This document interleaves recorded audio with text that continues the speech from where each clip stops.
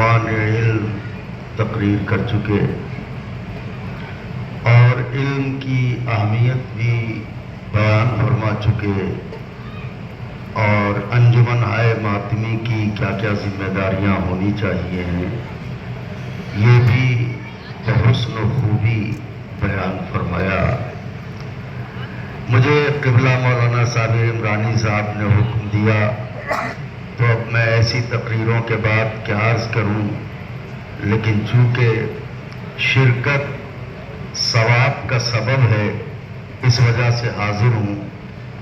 دیکھیں، علم زیور حیات ہے، علم تاج سر بشریت ہے،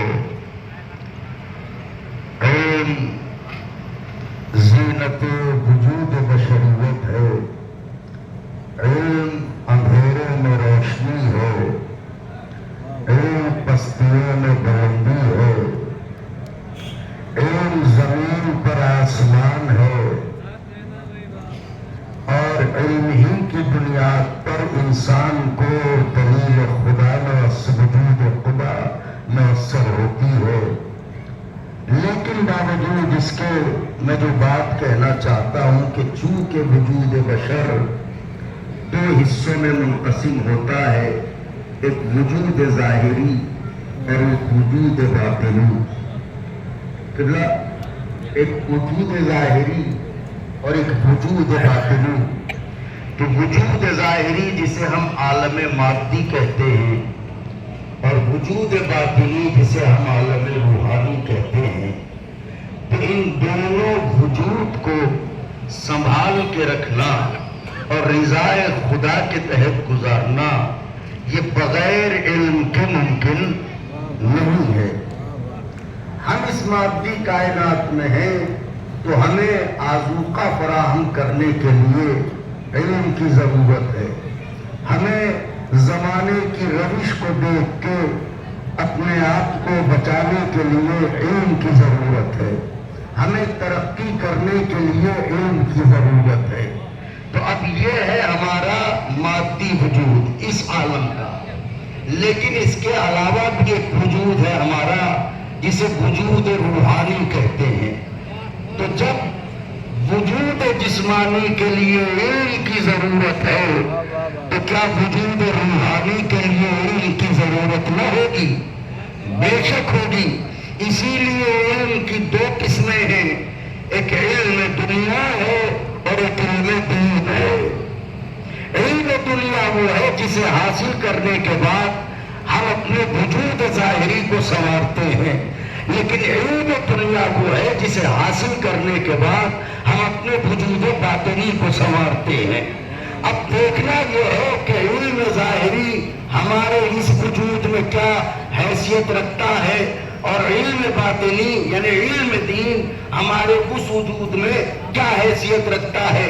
تو یہاں بہتر زندگی گزارنے کے لیے، اعلیٰ زندگی گزارنے کے لیے ہمیں کالجز میں جانا پڑتا ہے، یونیورسٹیز میں جانا پڑتا ہے، لیکن جب چار لوگ ہمیں کاندھا دے کے لے جا کے قبر میں نکال دیتے ہیں تو ہمارا یہ علم جو ہے یہ شاید ہمارا ساتھ یہاں چھوڑ دیتا ہے۔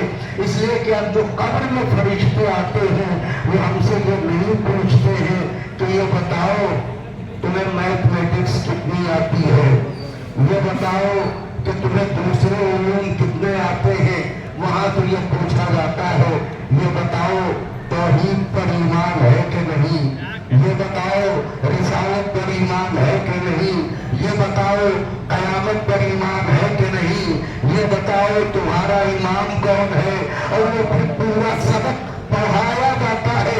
یعنی ہم جب آئے تو ہمارے کانوں میں بھی علم دین کی صدا گونجی اذان اور اقامت کے ذریعے، اور جب ہم دنیا سے گئے تو ہمیں قبر میں لٹا کے بھی علم دین سکھایا گیا، وہی سبق پڑھایا گیا کہ ابھی آئیں گے، ابھی تم سے پوچھیں گے۔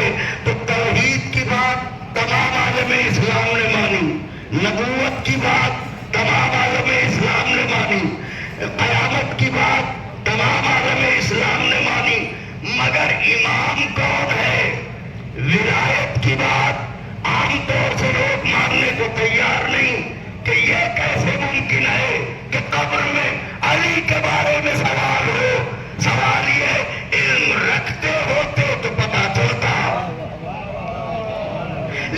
لیکن علی مرتضیٰ کے دشمنوں سے علم کا کوئی رشتہ ہی نہیں، کیونکہ علم گمراہ نہیں کرتا ہے اگر سچا علم ہے، ورنہ تو عالم شیطان بھی تھا۔ تو اب علی کی ولایت کا سوال، گفتگو تمام ہو گئی، علی کی ولایت کا سوال قبر میں ہوگا یا نہیں ہوگا یہ علم بتائے گا، جہالت نہیں بتائے گی۔ دو چیزیں ہیں شریعت مصطفی میں، ایک ہے نعمت چونکہ قدیر قریب ہے، اور ایک ہے رحمت۔ نعمت کیا ہے، رحمت کیا ہے؟ پوچھئے ہمارے افاضل سے، رحمت وہ شے ہے کہ جو عطا کر کے، جس سے نواز کے اللہ اپنے بندوں سے کبھی پوچھے گا نہیں، حساب نہیں لے گا۔ جیسے بارش رحمت ہے تو وہ آپ سے کبھی نہیں پوچھے گا کہ آپ کے آنگن میں بارش کے کتنے قطرے گرے، یہ ہے رحمت۔ لیکن حکمت وہ ہے کہ ایک ایک شے کا حساب ہوگا، نعمت کا حساب ہوگا۔ صحت نعمت ہے، حساب ہوگا۔ زندگی نعمت ہے، حساب ہوگا۔ اولاد نعمت ہے، حساب ہوگا۔ عزت و شہرت نعمت ہے، حساب ہوگا۔ تو اب قانون یہ بنا کہ رحمت جب خدا دے گا تو اس کا حساب نہیں لے گا، لیکن جب نعمت عطا کرے گا تو اس کا حساب وہ ضرور لے گا۔ رحمت بھی اسی کی طرف سے، نعمت بھی اسی کی طرف سے، رحمت بھی بندوں کے لیے، نعمت بھی بندوں کے لیے۔ اب جو غدیری مجمع شب بیداری کے سلسلے میں باتیں سننے یہاں آیا ہے وہ توجہ کرے اور نتیجہ نظر کر دوں، رحمت بھی بندوں کے لیے، نعمت بھی بندوں کے لیے۔ رحمت کے لیے سوال نہیں ہوگا، نعمت کے لیے سوال ہوگا۔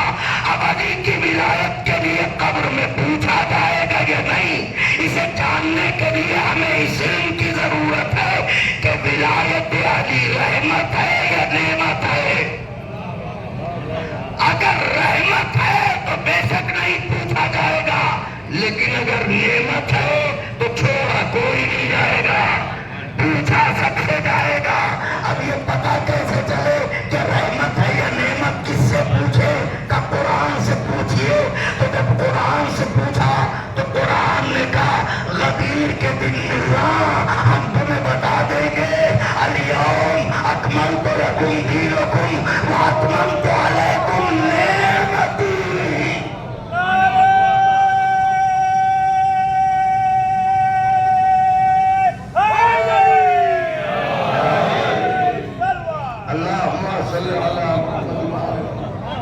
اب تو میں نے تمام کیا، ماشاءاللہ اتنا بڑا مجمع ہے، مگر چند ہاتھ اٹھے۔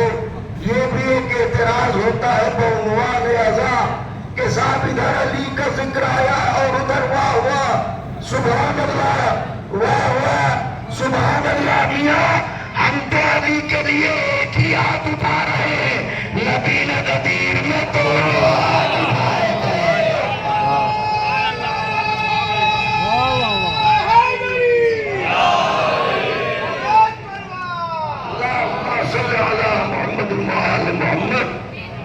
تو بس بات تمام تھی، چونکہ شب بیداری انجمن ہائے ماتمی ان کی بڑی خدمتیں ہیں۔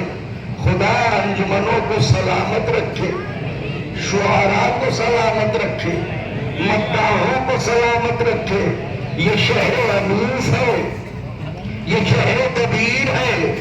ہمارے سرور بھائی تشریف فرما ہے، لیشا بھائی اور ہمارے قبلہ حیدر عباس صاحب اور ہمارے بہت ہی بزرگ اور محترم مولانا صاحب تشریف فرما ہے، صابر بھائی، قبلہ حسنین صاحب، شکیل بھائی۔ بس میں سرکار انیسی کے اوپر گفتگو تمام کرتا ہوں، اور باقی تو سرور بھائی انشاءاللہ تفصیل سے گفتگو کریں گے آپ سے۔ محترم سرور نواب سرور لکھنوی صاحب وہ فرماتے ہیں کہ آئے زباں غدیر قریب ہے، اور غدیر سے کربلا کا رشتہ بہت عظیم ہے۔ ابھی مولانا حسنین صاحب نے کیا کہا؟ کتنے مولانا تسلیم باقری صاحب ابھی یہی تو یہ فرما رہے تھے کہ غدیر کو فراموش کرنے کا نتیجہ کربلا ہے۔ بہت ہی قیمتی جملہ کہا، وہ فرماتے آئے زباں پنام علی ولی کا جب، آئے زباں علی یہ ولی کا جب ہوٹوں کو چاٹتی ہے زباں اور زباں کو لب. میں سرکار حدیث کو پڑھ رہا ہوں. آئے زباں کا نام علی یہ ولی کا جب ہوٹوں کو چاٹتی ہے زباں اور زباں کو لب. رنگ و ہرا سے درد و علم صدمہ ہوتا آتے ہی ان کا نام ہوا ہو گئے یہ سب.